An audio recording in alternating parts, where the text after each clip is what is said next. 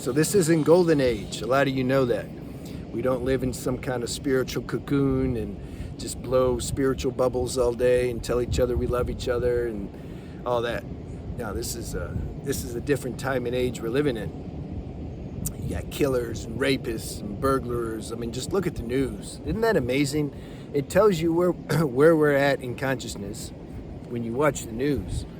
Because, like, what's on the news? Are they talking about people who are more awake and trying to help others and how people help the poor and whatever? No, talking about killings. And then the TV stations will compete with each other, try to get the most views. That's funny. Like, they're doing the same thing the YouTubers are doing. Write stuff on the thumbnail, like, you know, whatever.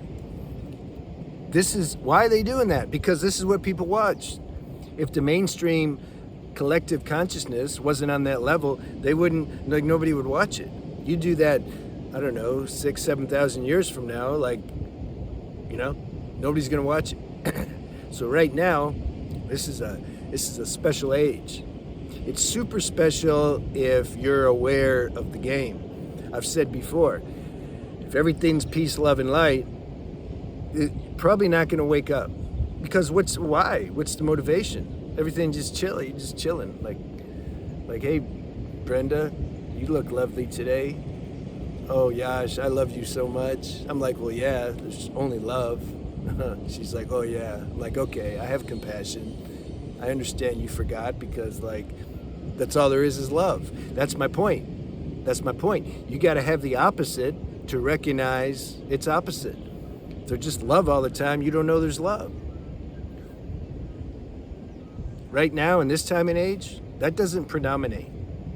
Now there's always, look, we have all the yugas inside us. We have the dark Kali Yuga, Jesus' time Yuga, and then we have more of a golden age Yuga. It's all inside. Are we aware of it? Well, isn't it easier to become more aware of, you can say, our golden age sector when externally, like, it's not golden age? There's like motivation. You're like, man, I don't want to get caught up in this zombie soup of just delusion. Like, I need to find my center. Because this is a deep programming that's going on. I'm not one of these people that, like, oh, you be careful, they're coming to get you. You got to stay on point. You know, watch your energy. It's dangerous out there. No, I'm not. I don't do that. I'm just pointing out the facts. Like, if you don't have a spiritual practice, or if you're not tuned somehow to your own spiritual deeper nature, you can get caught up easy out here. I mean, it's just what it is. Anybody could. Jesus, Buddha, anybody. If they don't have this inner attunement, if they're not, like, willing to do that, you're gonna get caught up. Like, life is gonna suck you up. Hence the title, Let Life Crush You Via Grace.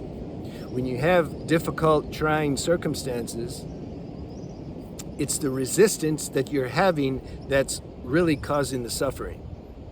We have expectations, we have an agenda, we have, you know, certain rights we think we have. When those get violated or our projections don't get met, it causes some emotional upheaval inside.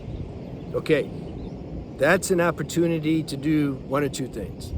To try to force and get our needs and expectations met, or to realize, like, whoa, I had a false dependency on this external world be in a certain way because I think if it's that certain way, then I can be at peace. Everybody's looking for peace. Not everybody knows it. They're all looking for it. Via relationships, via money, via a good career, being in the public eye, getting more views, likes, all that. It's all subconscious, inordinate need to feel more complete inside. But it'll never happen. It'll never happen because I'm telling you, if you had your life so-called perfect, if it was utopia, if it was golden age, there's still some corner in the heart or in the mind or in the consciousness that won't be satisfied. something's still going to feel incomplete.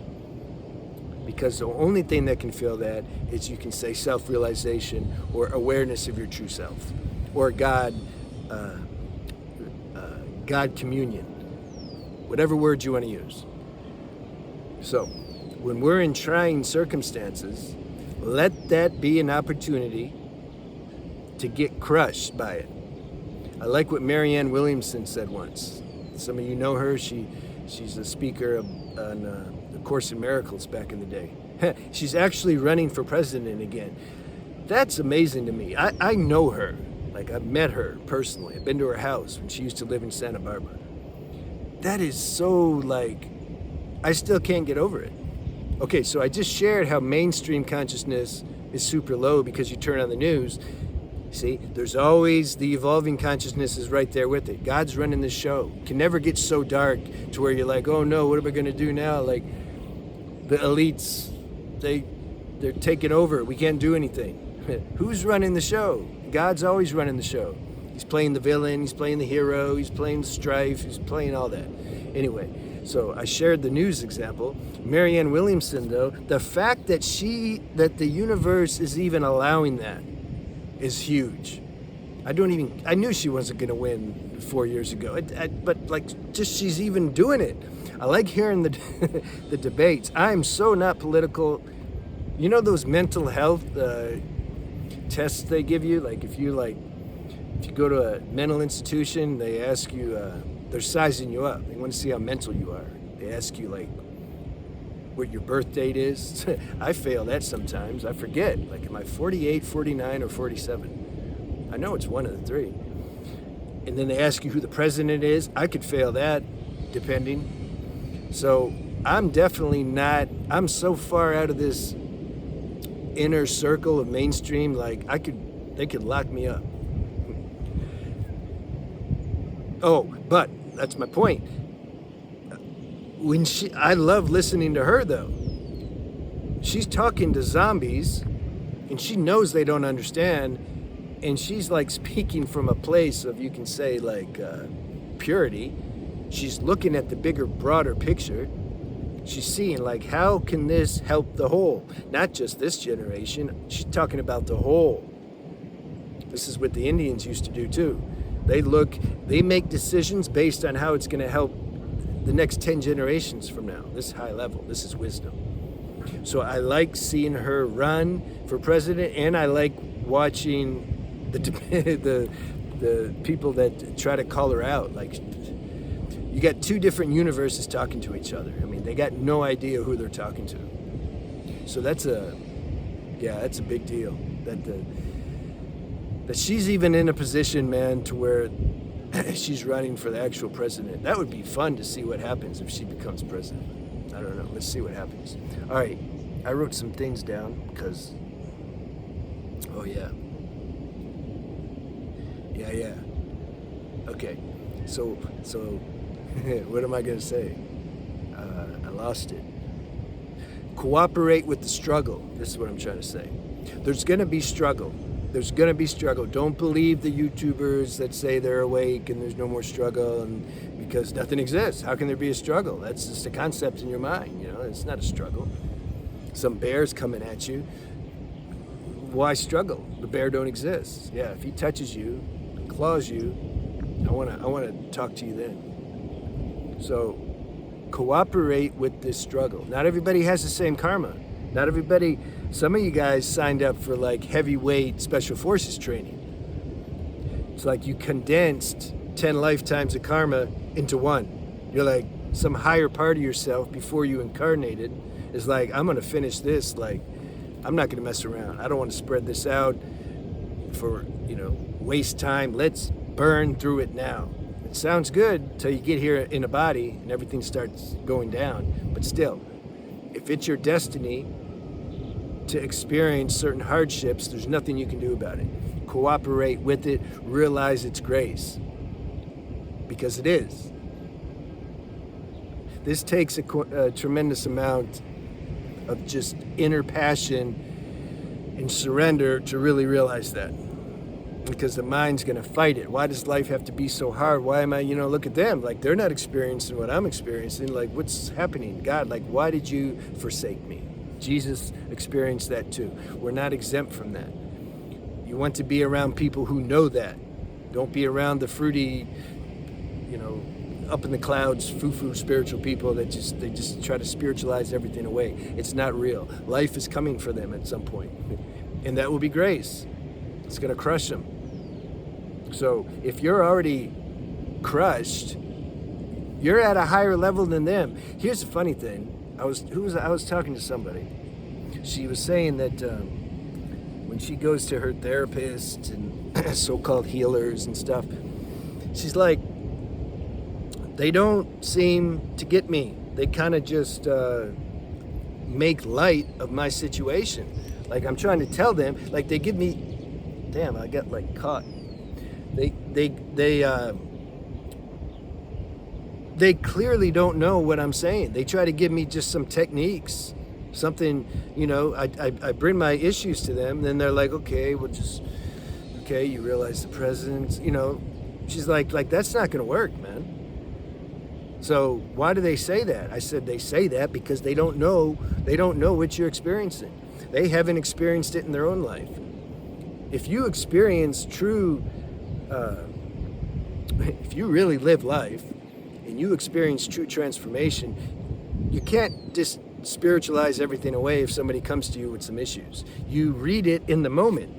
You see, you work on both practical level and spiritual level. So I was telling her, they don't know because they haven't experienced it. They don't know. They're living in their mind and just quoting cliches, spiritual cliches. There's no actual real experience with life, with the transformational process. That's why they say it. And then I told her this. I like this part. I remember. I said, actually, you're higher than the people you're going to for help. Your current pain is going to be their future pain. It's just repressed. It hasn't came up yet. The karma hasn't came up yet. One lifetime, you can't bring up all this karma. Unless you're like you really live life. This is another story. That's why I'm a big proponent of experiencing everything that you want to experience if it's really strong inside. I just figured that out at a young age. I had an auspicious situation because I could pretty much do whatever I wanted to do at the age of 12, because after my dad died, I just could do whatever I wanted to do, and I did do whatever I wanted to do. So if you ask me to write a desire list right now, I don't have anything on it. I don't even have a desire. I can't even say, well, don't you want to help people? I don't need that desire. People get helped. I trust the life force that's flowing. I cooperate with that. So at some point, you're going to realize that this suffering is like acid grace to the extreme. When you leave this body, you're going to know that. You're going to know that. Can you realize it now? This is the point. This is the most special point. Can you realize it now? Then you'll be at even higher level when you leave the body. It doesn't end when we leave the body. We go, so people say, well, where do you go when you leave the body? That depends and is contingent upon the level and the quality of our consciousness and character right now. That will determine. Law of vibration. It'll send us to the right quarters. He's high level. He needs to go suffer. Put him with Satan. Whatever. So this is if you got a hard life, it's a tremendous opportunity because you're burning through karma and resistance that most people, they're not even going to experience in this life. And to make it more difficult, they're not going to understand you. They're going to think you're the one that needs help. That's okay. So the cards might feel stacked against you, but that's just an appearance. Nothing exists. All right, have a good day.